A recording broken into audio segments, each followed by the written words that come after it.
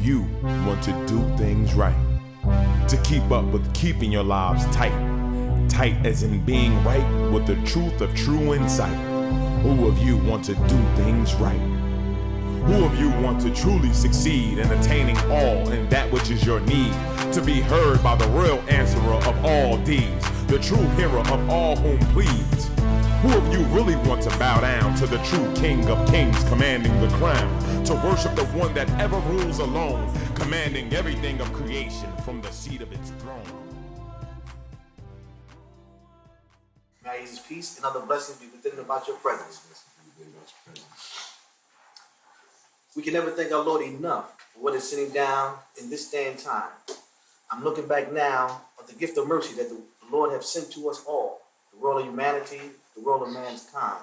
And the gift, not just the person himself who is the carrier of the Lord's message, but the message itself. I want to take this opportunity now to apologize for those who have watched our show thus far. And we've made a call and appeal to the man. Ahezaah calls to recognize now that he is the center point, the focal point. But at the same time, it's that which he carries within his being, his divine being, that is most prevalent for the world of the people today. So with that being said, I hope you sit back and enjoy what we're about to express to you from our Lord's grace. And may you continue to watch an A.H.A.D moment, the calm before the storm. Yes, Lord Holy-Apostle Deen, it's a privilege and honor to have you on this program, like I said. Yes, praise you. Today, I want to speak about understanding the path. Yes. Understanding what it's about and how to live upon it. First of all, there's been prophecy about this day. And we have groups of individuals, religions, various religions, who always, when they get involved with their religion, they refer to the prophets of old, and they kind of like separate their religion and their religious teachings from the teachings of prophets that came before or after the prophet and the religion that they have chosen. What our Lord has commanded of me is to bring forth the message that the religion of truth is one and the same that it gave to Adam. And the laws of a religion have never changed now. You've heard that being said in Islam much of the time.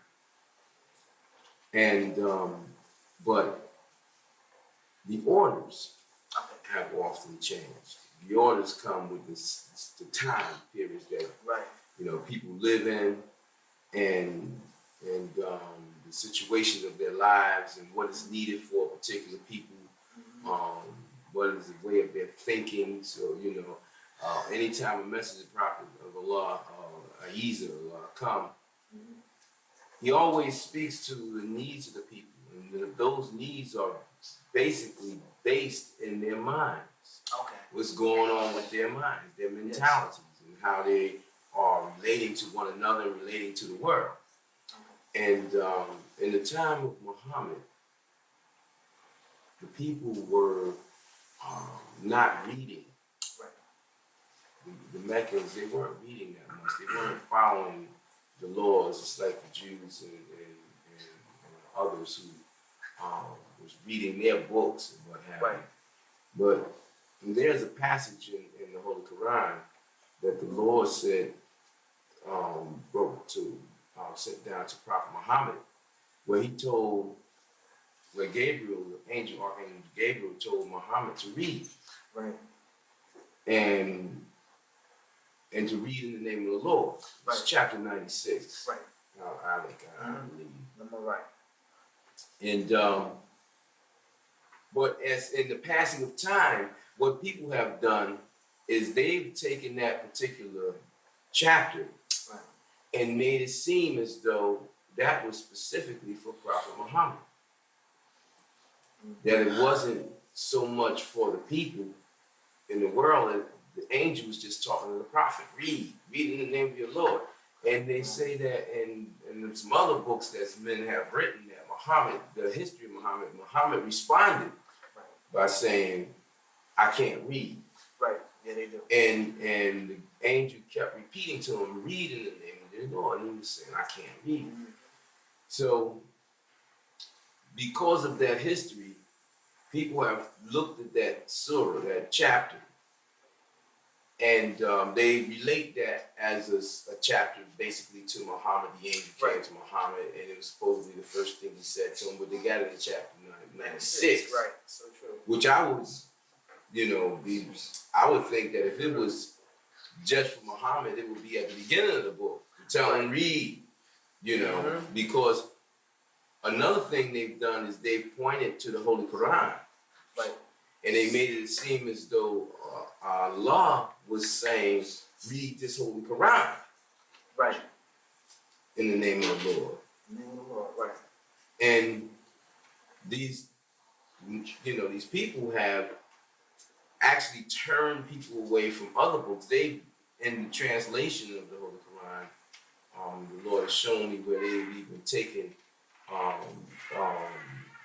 efforts to dissect or to separate the religion of Islam from what was given to Moses' people and what they had fallen into, But what it is that the Holy Quran is a book that is, they call it criterion, or balance, one that explains what's right or shows what's right and wrong of what came before it and what was yet to come. Even though, again, the Muslims say there was nothing yet to come. Right. There's nothing to come because they say there's no more messengers, no more prophets, no more speaking from Allah.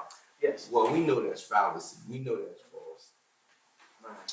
But in this chapter, the Lord was telling the people to read everything of life. Whatever books you read, whatever people you read, whatever situations you read those things in the name of your Lord. And read those things seeking the Lord with hope that it will protect you from the devil, from the men and jinn who serve the devil, who would like to trick your minds. To read these people in these situations in the hope that it will favor you and guide you and raise you up in your awareness of it, in your awareness of how it is relative or how everything is relative to it in some way or another. Right. How it is the owner of everything, it is the creator of everything, the maker of everything, the commander of everything, the master of everything. Yes. People in certain other religions have gone so far as to make as though Satan, the devil Satan, has a power of its own. As though the Lord is not its master. Right. As though the Lord El created it and then let it go. Like most people think these worlds was created in 6 days. And on the 7th day, the Lord took a rest. Which we know, which I've said many times, that if the Lord had to rest, if the Creator had to rest, that means the Creator has a deficiency. Yes. That means that the Creator is not all powerful, the Creator is not all, eternal, it's not infinite, it's not almighty. That means, the Creator was created. Exactly. Because the Creator is perfect and complete and endless and beyond any power that we know. And it never needed to rest. But it put us to rest. Right. But the thing is, in that terminology, it's saying that it created us in 6 stages. And on the 7th stage, it put us to rest in it. And then we talk about 7 being the number of heaven. But see, somewhere lost in the translation, the people didn't understand that the heaven is the reality of the Lord Most High. Yes, sir.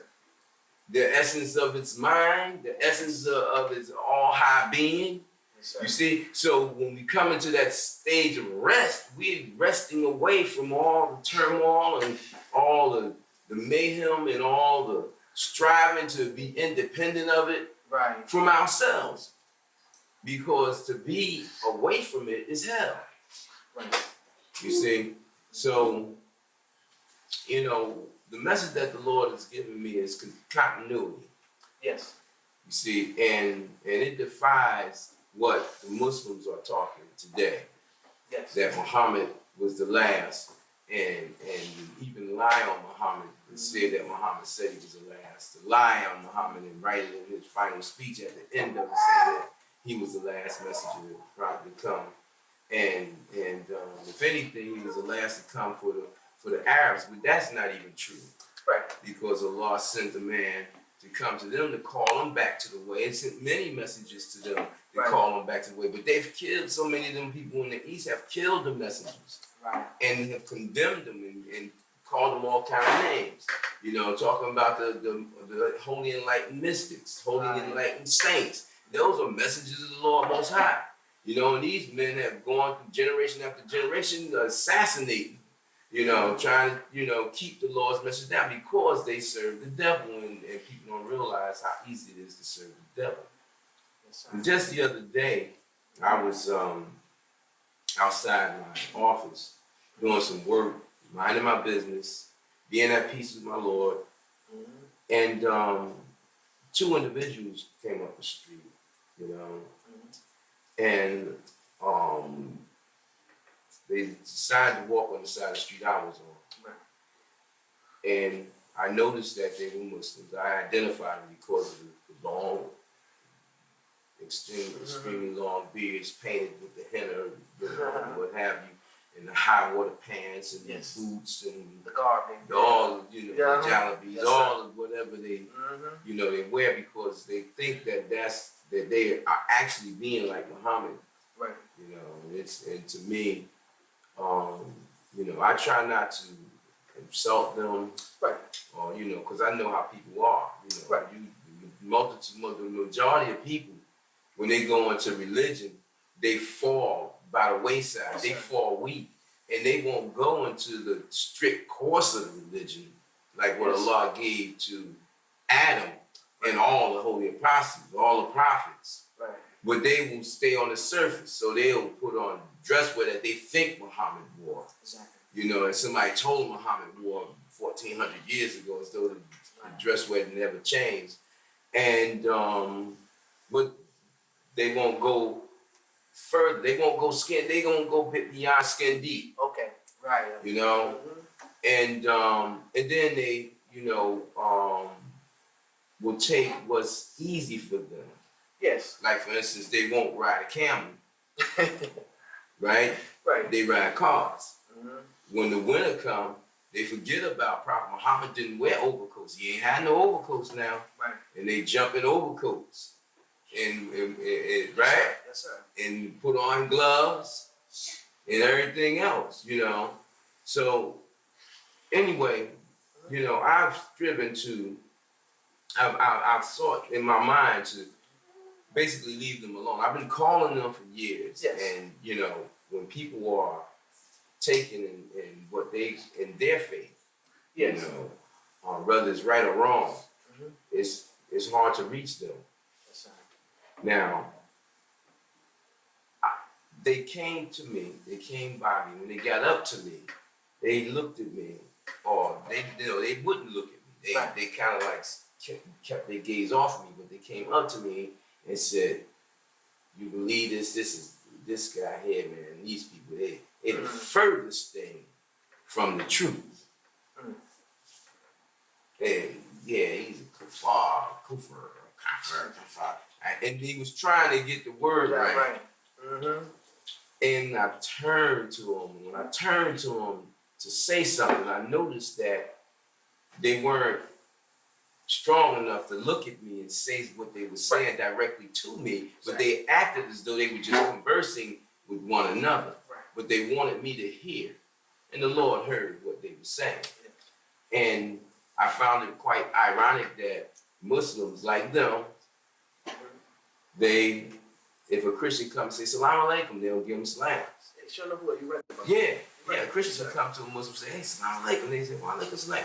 One of us who believe in Allah and Islam and Muhammad, the way of Muhammad, because we're not following the way of the Iraqis or the Iranians Right. or the Meccans or the Turks. I'm not saying not following the way of Islam. I'm saying following the way of the Meccans and the Iranians, the Turks and the Pakistanis or whom the Afghanistanis or whomever church, temple or mosque or whatever that they have selected to be a part of, whatever congregation they've elected to be a part of, because we are not of them, they divide. Yes, sir. You see, they let the devil come in and divide it. And Allah, the first chapter of the Quran that was given to Muhammad that they profess, Allah said, read. Yes. And they call me a kafir or cover of truth or, someone further from the truth. And they will not read what Allah has given me for the people to read, nor do they read their own books. Yes, sir. I mean, nor do they read the Holy Quran. If they read it, they don't follow it. Right. Because Prophet Muhammad again, they say they found the way of Prophet Muhammad. Right. Do you think Prophet Muhammad would have walked up to me and tried to insult me? No. No. You think Prophet Muhammad would say negative things to people if he thought that the person was misguided and led astray, if that person did not assault him? Right. No. No. But these brothers practice that. And then they intermix the religion with, like things that's dealing with nationalism from these different countries. Even in the city, in one city that we live in, they are separated. One hating the other. You only have a few people who basically would go to all the different masjids and try to worship. Right. But I watched them. I stand back and watch them because as I said, I was saying I wanted to say something to him, but Allah, Ahezaah said, no, don't say anything. Just grab me back, said, don't say anything. And then it started, talking to me privately about how they look like clowns. Right. And how they perform. Okay. They go beyond to try to prove their Islam. My Lord has helped many people through me. And I remember that when I was working at the University of Medicine Dentistry once, some years back, I was there for about 8 years. And I helped a lot of people. Right. A lot of people. And they did not know I was Muslim, many of them. Right. Because I didn't wave a flag saying, I'm Muslim, I'm Islam, I'm this, I'm that. But I helped them, I helped a lot of Muslims. Right. And there are many out there to bear witness to it. And I just say that to say, I had a man bear witness and he fell out. He was gone. It just tore him up because he was a Mason and he was a Christian. Right. But he was a good brother, an engineer, very good brother. And he used to come to me and talk to me for about an hour each day. Right. And on my breaks and what have you, I'd go over to the engineering section and speak with him. And he said that I changed his life. I made it so that he could retire nicely. Right. Him and his wife, and he went down south in Virginia and built a house from the ground up and built a business up, all because of me. And he said he worshiped his Lord in a greater light of understanding and so forth and so on. When I came back, one day I came in and into the building and someone spoke to me, a Muslim spoke to me. Okay. The Muslim said, Assalamu alaikum. I said, Alaikum salam. And he looked at me and he said, when did you become Muslim? And he was so shocked because he was a bona fide Christian. Right. And I said, I've been Muslim. He said, no. When did you become Muslim? How could you be Muslim and you talk to me? You've been talking to me for 7 years. I didn't know you was Muslim. And he started naming all the things I done done for him. And people gathered around because this man was almost, he was so loud. It was, if I thought that I had did something wrong, he was hysterical or something. Right. But he was shaking his head. He just couldn't understand how could a Muslim come and help him in his life and not mention Allah. Right. And and help him understand what Jesus was talking about, and not offend him. Right. You understand? And actually bring what he would have to, what he said was improvement to his life. How can a Muslim do that? And I told him, you know, I've been Muslim since the Lord called me, since I was a young child at 7 years old. And I said, but Islam is not about waving a flag. Right. Islam is not about putting other people down. Yeah. Islam is about peace and help. You know, being a help to people, being a help to the world, being one who serves life. Right. You know, because we have a duty from the Lord as man in man's kind to service all things beneath us, just like the angels have a duty to service us. Right. And the Lord Most High is the greatest servant there is. Right. It serviced everything. And if it did not service it, if it did rest, as the Christians said, everything will be finished. Everything will be stopped, because nothing is without it. Nothing is in action, nothing is alive, nothing can operate, nothing can move, nothing can do anything without it. You see? So what it has given me is a message to come and clarify and straighten up what the people who call themselves Muslims and Christians and Jews and what have you, what they have done against Muhammad and Jesus and Moses and Israel and all the other messengers, you know? But before people will come and denounce me, they should read. They should read their Holy Qurans. They should be honest about the translations that's been tampered with falsely. You know, many Muslims walk around and talk about the Bible being tampered with. Oh, yes. And at the same time, the Holy Quran has been tampered with. Yes. But they won't say the Holy Quran has been tampered with. And I've shown some who know Arabic. I said, the Lord said this to me or that to me. What does this read? And they said, oh man, yeah. How do you know that? I said, the Lord said that to me. Right. You know, but they still go on and they don't go to their leaders and say, why are we allowing this thing to be done and said? And they don't realize if you take a small portion of what the Lord give you and change it, you've changed the whole thing. Yes. Yeah. It's just like you veering off in the direction that you told to go on a journey, and you're going in the wrong direction. I don't care how much wrong you're doing, but the further you travel, the greater in error you're going to be. Right. So we've come through, you know, so many, you know, hundreds of years to thousands of years with the devil instituting its religion and the religion that Jesus brought, and, you know, the way of life, I should say, in the mindset of how we're supposed to be thinking in those religions in Islam. And now, although I've tried to step back from signaling out to Muslims, they won't leave me alone. Every now and then, Ahezaah brings somebody to me to remind me, you have to call them. Right. It's your duty to call them. You must call them. Right. No matter how much they ignore you, no matter how much they want to make a mock of you. Now, the brothers walk past these churches and these people, and they know that these people call themselves prophets in the church and the whole 9 yards, but they never go against them. But because someone come out from themselves and they think that because they think they own the religion, and try to bring forth righteousness to it, because the devil is with them and they don't realize it. Yeah. They would want to attack. That's why they would kill the holy saints and the holy mystics and Sufis and what have. They would kill the real ones and try to keep them from bringing the truth. Because if you bring truth to a nation, and see, people don't understand that politics is a religion. Yes. They don't understand that that's a religion. They say, oh, don't mix religion and politics. Politics is a religion. It's a way of life.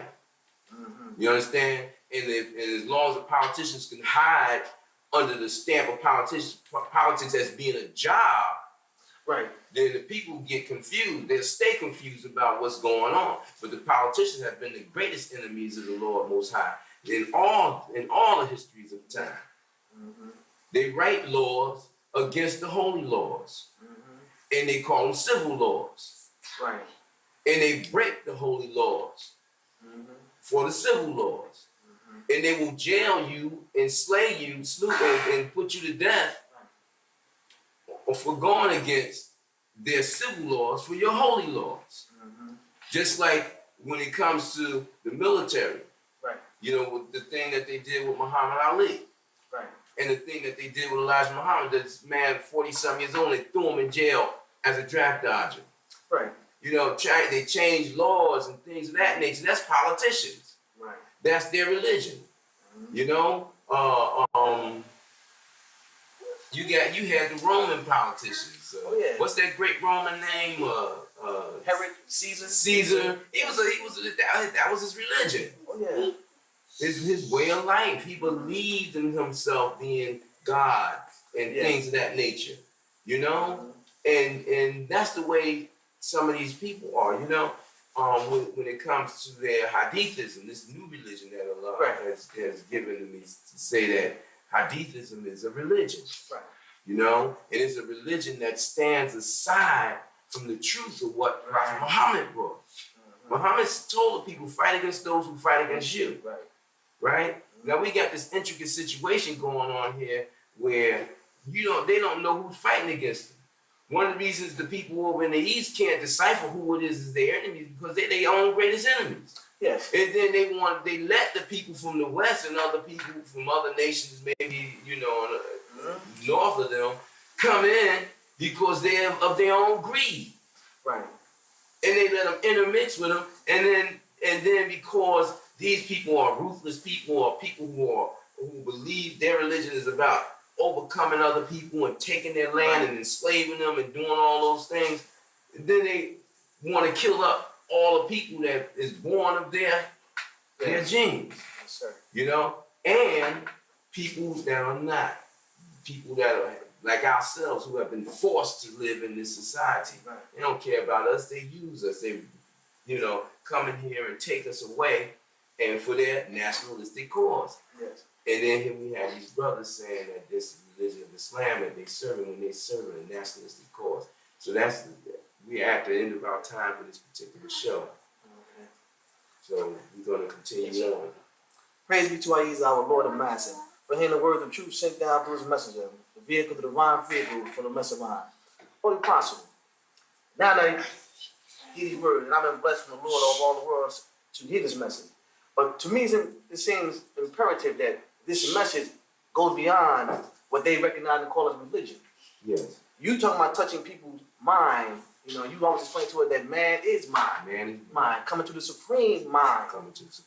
In the awareness of what they sit down within his laws and orders. Yes. And I find it funny that those people who profess to believe in those religious books, they say that when you bring the word of the Lord Most High itself. Pardon me, brother. Yes, sir. How much time do we have? We're at the point now. 30 seconds? Okay, let's wrap it up because we're going to continue. Yes, sir. We're going to hold fast in this question. Pray the Lord bless you to understand what you're hearing thus far about the message now. We talked about the man. Now you get to hear the message for yourself. We're going to continue next week. We'll continue next week in this message. This has been an I-Had moment, the calm before the storm. If you want to reach us at Post Office Box 8795, Newark, New Jersey, 07103. That's I-Had Incorporated, Post Office Box 8795, Newark, New Jersey, 07103. This has been an I-Had moment, the calm before the storm. Who of you want to do things right? To keep up with keeping your lives tight. Tight as in being right with the truth of true insight.